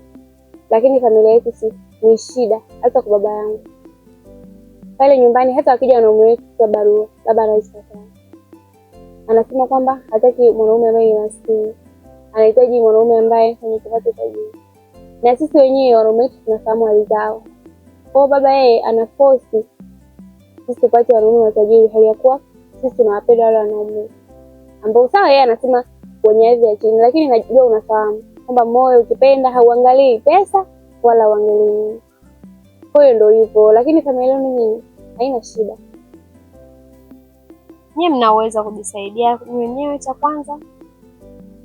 Cha pili, msipate shida kuhangaika, yaani ukajiumiza kichwa kwa vitu vidogo. Nyinyi mnaweza, na mkiweza yaani mkiamua mnaweza na mnafanikisha hilo jambo. Hamjaamua. Unajua nini? Nisi upo wewe na dada zako. Kweli niko mimi, dada Zaina pamoja na dada Rehema. Hapo hapo. Saka kawashauri wenzako. Naweza mkatoka mmoja wenu asilale pale kwenu siku leo. Akalala popote pale. Hata kama sio kwa mwanaume. Hiyo ndio chanzo kitachowafanya nyinyi wote muolewe na baba yenu habadilika awe kama baba yetu sisi. Na hata baba yetu sisi hakufikia kukubali tu. Walikuwa na changamoto kama hizo. Ila tulipambana mpaka tukafanikiwa. Na mkishafanya hivyo, najua tu baba yenu atawakalisha kikao. Na kisha akalisha tu kikao, ndo hapo hapo napata chance na nafasi nyinyi kuongea. Namaliza jambo lenu lote. Najua kwa hilo baba hawezi akapinga, hawezi akakataa. Hata wakubalieni tu. Sawa, hamna shida. Mimi nitaenda kuelekeza ndugu yangu. Na imani itanielewa. Ifati. Abe baba. Ni wewe? Hapana baba. Sai. Abe baba. Ni wewe? Hapana baba. Rehema. Ni wewe?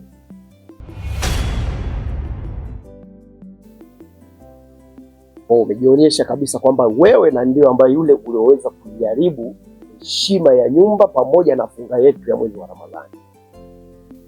Mwanangu leo hajakosea nyumba na wala hajakosea mwezi wa Ramadhani. Aliyokosea mwezi wa Ramadhani ni wewe. Ni wewe baba. Hivi unakumbuka hao watoto wao unawaomba hela? Na nilikuuliza hao watoto wanafanya kazi gani ulishindwa kunipa majibu? Au umewatafutia kazi gani kukutafutia wewe hela? Wao wanakupa wewe hela na ukashindwa kunigia majibu. Huyu kulala kwake nje alienda kukutafutia wewe hela, akupatie wewe hela ili uende ukafanye matumizi unayofanya. Kwa hiyo mwache kama alivyo, wala hata usimseme kwa sababu alienda kukutafutia hela. Mke wangu, hawa ni watoto. Mwalimu wao namba 1 ni mimi. Mwalimu wao namba 2 ni wewe kama mama yao. Unavozungumzia kosa, unataka kuingia kuliangalia kosa. Ukijumuisha makosa hamwezi kumaliza tatizo. Rema, umemsikia mamako alichozungumza? Kuna siku nimesimama pale mlangoni nikakwambia nenda katafute hela kwa wanaume. Nilikuomba nina shida nahitaji pesa nikanunulie kofia. Nilikwambia nenda katongozo ukapewe hela. Kuna siku nimekuambia usilale hapa ndani kwa mwezi wa Ramadhani katafute pesa kwa wanaume. Uliniambia kwamba pesa unayoniomba mimi sina na sina biashara. Maanake kwamba mamako anasema kwamba mimi nimekufundisha. Hilo ndio maana neno limeniuzi. Kuna siku nimekuambia kafanye kazi fulani unipe hela. Rema. Lakini baba, unajua sio kwamba Rehema peke yake anafanya haya makosa. Yaani mimi, wewe, mama na hata sisi wengine wote hapa. Hakuna mtu ambaye anafunga. Sisi wote hatufungi. Yaani leo umemfuma Rehema hajalala ndani. Sababu ndio ulikuja kutufahamu. Lakini hata siku zingine sisi pia huwa tulali ndani. Baba, sisi tunatuomba hela leo, sisi hatuna kazi yote. Sisi hela tunapata wapi? Kwa hiyo tulazimu tufanye hayo mambo ili tukupatie hiyo pesa baba. Kwa hiyo sio kwamba Rehema peke yake ndo ana hilo kosa. Kwa hiyo sisi wengine pia tunayo makosa baba. Wewe unahitaji wanaume wetu sisi wakupatie kipato kwa ya kuwa hawana uwezo nacho. Hao wanaume wetu sisi kwamba hawataki kuoa, wanataka kuoa lakini kile kipato ambacho wewe unakihitaji wao hawana uwezo nacho baba. Ndio maana sisi tunalazimika kufanya mambo ya kuja kuwaleta hapa nyumbani. Maana tukileta tu tutasema kwamba hela zao ni ndogo. Utahitaji kipato ambacho hawawezi baba.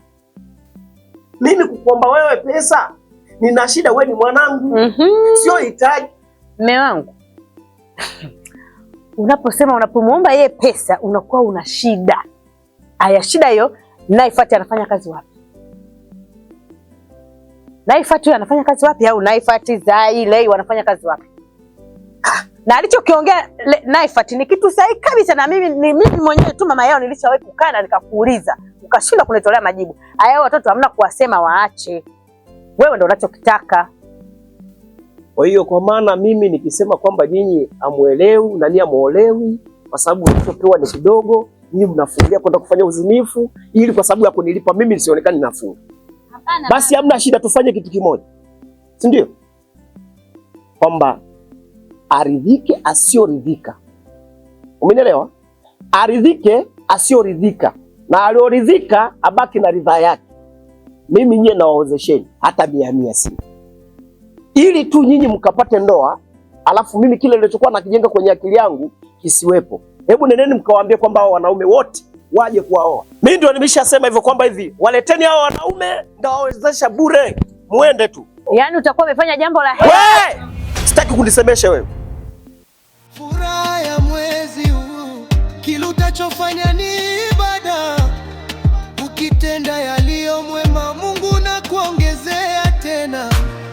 Kumpata mke mwema, upunguzeni kusema.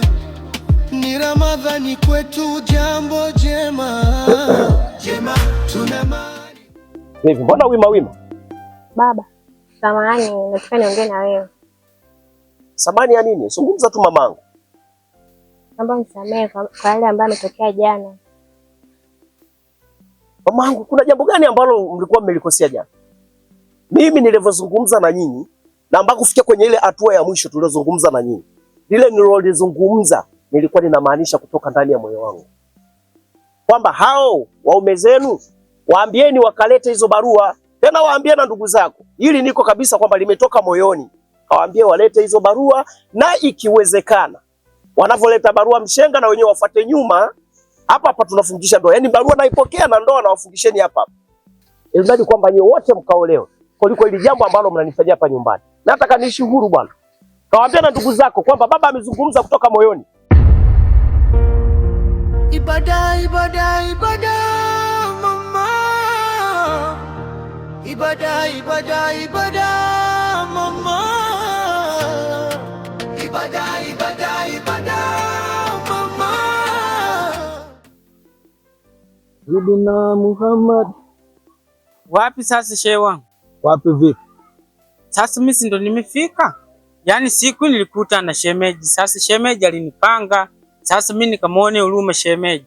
Sasa nimeona mimi na wewe ni marafiki. Sasa usije ukanichukuli kwa hasira rafiki yangu. Ndio maana nimefika hapa nikakununuli leo vichungu vile Yaani leo naenda kununua kwa hela yangu mwenyewe. Yaani nataka unywe ulewe, yaani uwe faka yaani kupeleka nyumbani mwenyewe. Sasa nikwambie kitu. Mimi unavyoniona na sura yangu hii na mwili wangu huu, kuanzia leo hii sitaki uniambia habari zako za pombe. Yaani mimi kwa akili zangu timamu na jinsi ulivyopendeza, nilikuwa najua unataka twende wapi? Msikitini. Kumbe unaniambia habari za vichungu. Sasa shehe wangu, mimi nawe tupo pamoja. Sasa mbona unani nani shehe? Mimi leo nataka nikakununuli mwenyewe. Hata kama tupo njia moja, mimi saizi mmenikosa. Nilikuwa sipo, yaani nilikuwa natumia na mimi nilikuwa napotoka. Kiujumla nikwambie, yaani tena mimi wewe nakutakia heri umpate mwanamke wa kukulingania dini. Yaani mimi nakwambia mpaka saizi ujui kama kuna mtu yuko nyuma yako, shetani anakutembeza wewe mbele yeye nyuma. Sitaki. Lakini shehe wangu, mbona unatumia sila? Nimekwambia visitaki. Kama unataka kuungana na mimi, twende msikitini. Utaki usinipate na yani usinijue. Kama kwenye masuala ya pombe usinijue. Kama unataka kuungana na mimi, jua masuala ya msikitini, masjid. Twende. Utaki usinifate.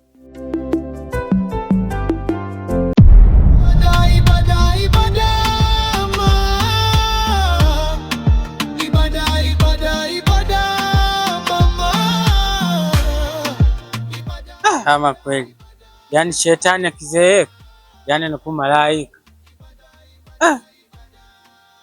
Kama hivi dini imeshaingiliwa mpaka wewe unakubali kwenda msikitini. Matatizo haya alo.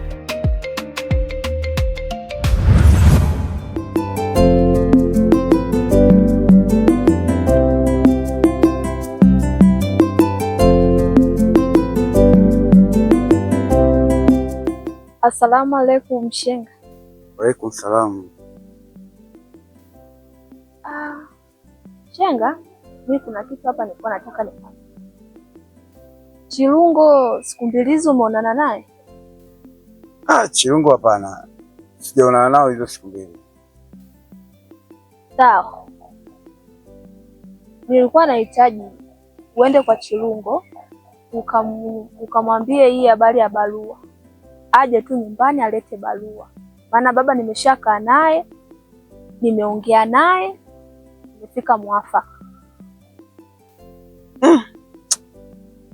Sijui kama Chilungo ile hela itakuwa bado anayo, maana inasimjua yule kwa matumizi ya yule bwana. Ndani. Ila nitajaribu kuongea nayo, nitamwambia. Lakini haina shida. We nenda mfuate. Hela yoyote ile ambayo itakuwa imebaki ailete hiyo. Sawa, ila sasa sija kama yale naongea nayo, mwisho wa siku tena nafika pale naonekana nasumbuliwa tena. Hamna, haitatokea tena kama mwanzo. Yaani sasa nina 100%. Akija atapokelewa vizuri, taratibu zote zitafuata hivyo yani. Basi sawa, hilo ni jambo la hili. Aenda ndaongea naye. Hilo usijali. Haya sawa, nitashukuru. Kwa sababu baba mwenyewe amelizia. Sawa, kama amelizia yeye haina shida. Nitaenda ndaongea nao, ndamwelekeza. Bwana mzee wake amelizia, basi haina shida. Sawa. Safari njema. Asante.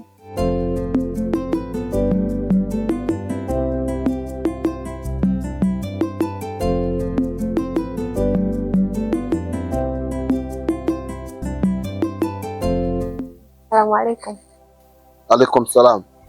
Vipi unaenda wapi? Leo hii nataka hii jua linizamie msikitini. Kwa hiyo hapa naelekea msikitini, nataka hata kufuturu yangu leo nikafuturu msikitini. Nikafuturu watu wengi. Jua futari ukifuturu watu mkiwa wengi, pia kuna baraka za Mwenyezi Mungu anaziweka pale. Maana penye wengi pana mengi. Ombe. Nikuulize kitu? Be free, niulize. Unanipenda? Mimi? Nakupenda. Nakupenda sana. Yaani ukitaka kuweka watu ambao nawapenda kwenye maisha yangu, ukimtoa mama yangu basi unafuata wewe, maana Mungu ndo wa kwanza, yaani wewe wa tatu. Alafu nikwambie kitu kimoja, mimi nisingekuwa hivi nilivyo ila wewe, maana wewe ndo ulisababisha mimi niwepo hivi. Umenisii vitu vingi, mwezi wa Ramadhani unafunga. Haya, mimi nilikuwa sifungi mwezi wa Ramadhani, lakini kwa ajili yako leo mimi mwezi wa Ramadhani nafunga vizuri. Na istoshe nikwambie mpenzi wangu, haya yote unayoyaona mabadiliko yangu kuhusu dini ni wewe. Na mimi Mwenyezi Mungu nilikuwa namuomba anipe mwanamke mwenye nusu ya Mungu, ana mwenye hofu ya Mungu, ambaye anaweza kunilingania dini. Na umefika wewe. Sasa mimi nafunga na swali. Nakupenda sana. Tena sana. Usije kuuliza tena hilo swali. Baba haturuhusu kule nyumbani. Mabinti zake wote kama kuna watu wanatupenda aje kuleta barua nyumbani. Wewe. Kabisa. Mwenyezi Mungu. Hilo ni jambo la heri sana. Ujue jambo hilo ndio jambo la kumpendeza Mwenyezi Mungu. Mimi niseme kitu kimoja mpenzi wangu. Na nikushirikishe kitu ambacho sijawahi kukushirikisha. Mimi hapa nilikuwa nafanya mchakato. Nilikuwa naweka hela taratibu.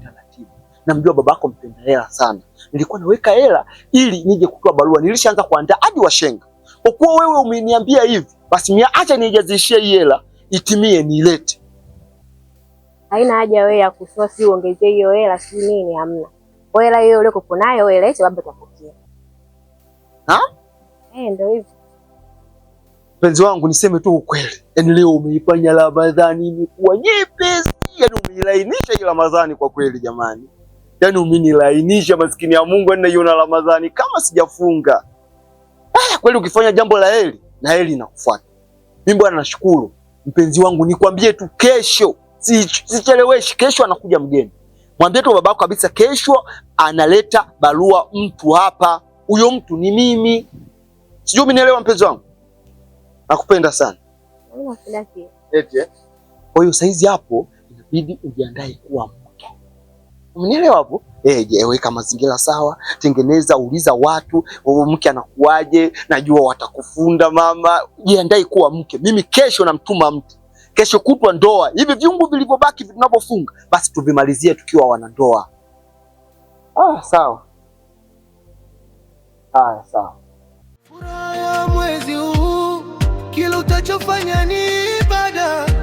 Ukitenda yaliyo mwema, Mungu na kuongeza tena. Kumpata mke mwema. Asalamu alaykum.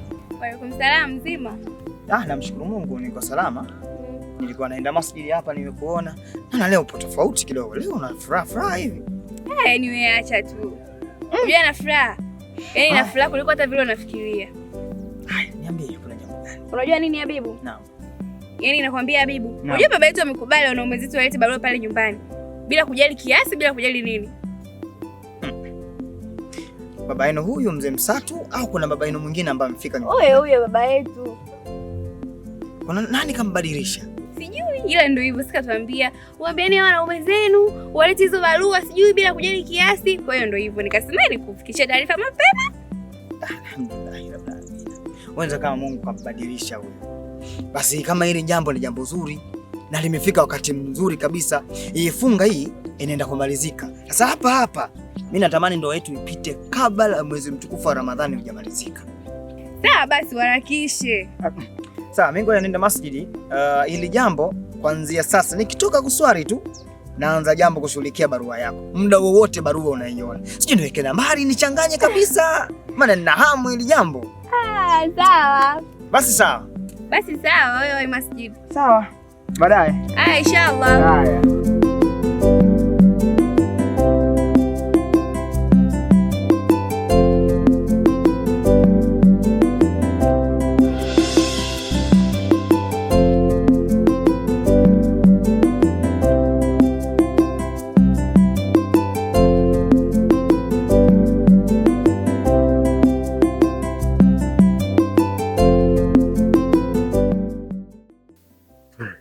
Hapa ni kifuturu. Naenda kununua tende. Nanunua soda yangu kubwa mimi. Kulikoni?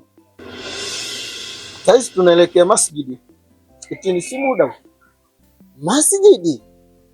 Msikitini? Shemeji, hivi ni kweli? Nenda msikitini muda wa swala huu. Nakushangaa umekaa hapo. Ese. Oya. Kweli bwana, ukifanya jambo la heri inakufuata. Yaani inamaanisha kwamba hata hizi Ramadhani unazofunga hizi siku mbili ni za kweli Lunji? Sheikh wangu, nikwambie jambo.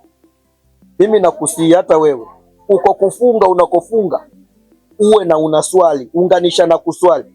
Hapo ndipo unapopata thawabu iliyoko njema. Na nielewa sijui. Kwa hiyo nakulingania wewe, pengine hata upate na wewe mwanamke ambaye anakulingania dini, wote mkiwa mnafunga na kuswali mnapata thawabu iliyoko njema. Jamani, shemeji, hizi shukrani zote ziende kwako. Yaani huyu Lunje nemona leo sio Lunje yule niliyemwona mwaka uliopita. Yaani likaona mwaka jana. Yaani leo kamebadilika kwa kweli. Lunje. Hapana shaka wangu, mambo haya mtu unaweza tu ukabadilika. Nimepata mwanamke ambaye tunaendana kwa kweli.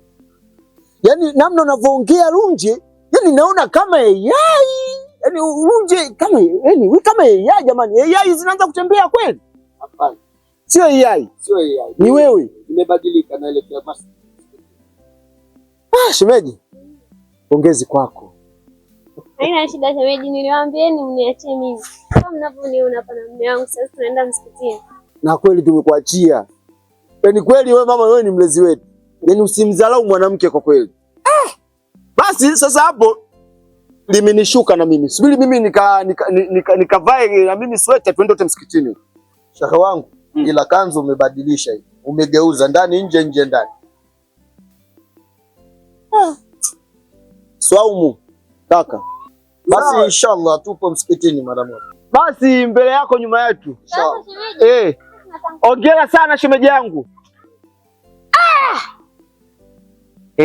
Jamani. Yaani wanawake hao wangetokea tu wanawake 9 ndani huko. Maka. Tuko Maka. Kweli jamani, funga na kuswali.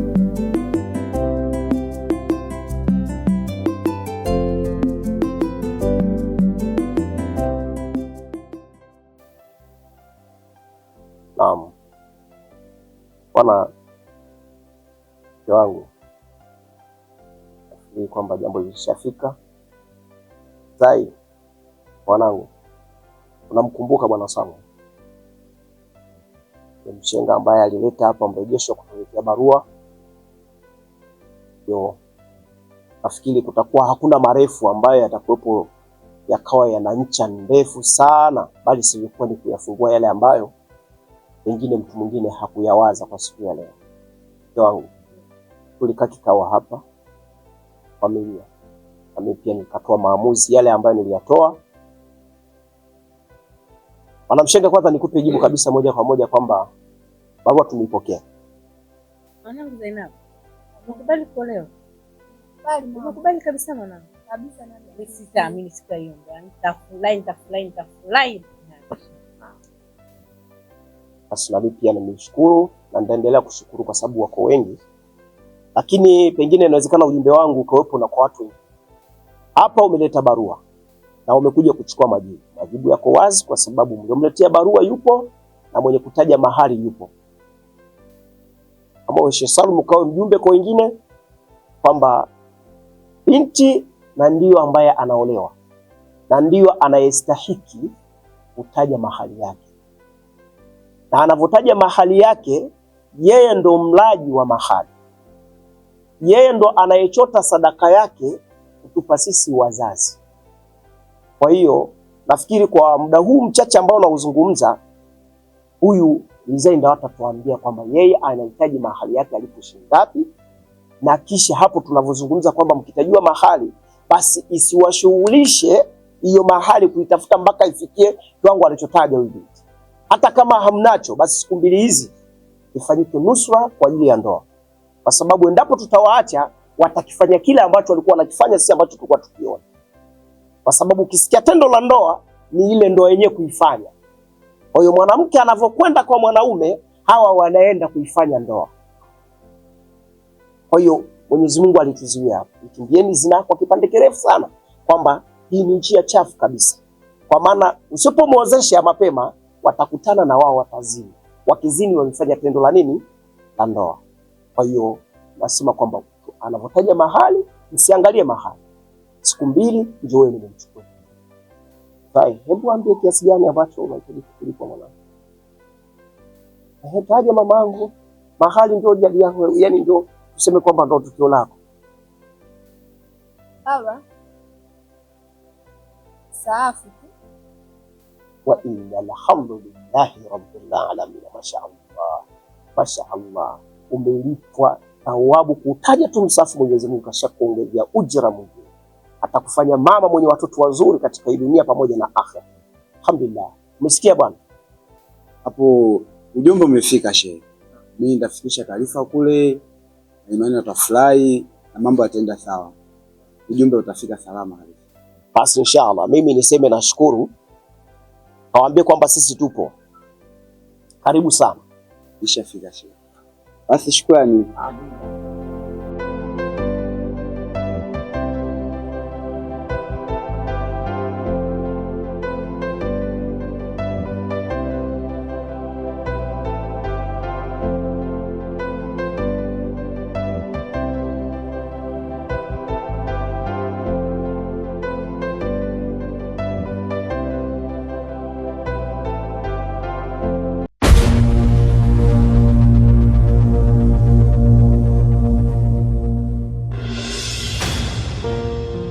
Ibadah